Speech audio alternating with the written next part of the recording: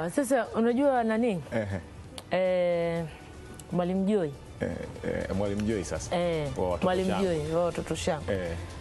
Anakuaga na ile sehemu ambayo anakutana na watoto kwa uoga, watoto wana raha zao, wanafurahisha sana. Sasa alikuwa akijifunza namna ya kuimba. Hii ni sehemu ambayo walikuwa wakijifunza na wanafunzi wa shule ya awali ya msingi ya Tigohane. Hebu waangalie namna wanavyofundishwa kuimba.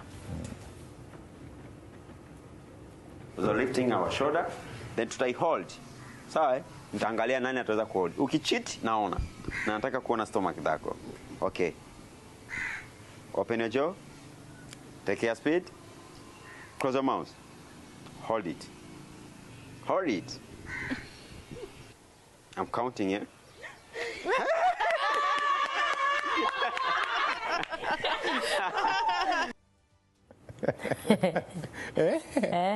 Unaweza hiyo?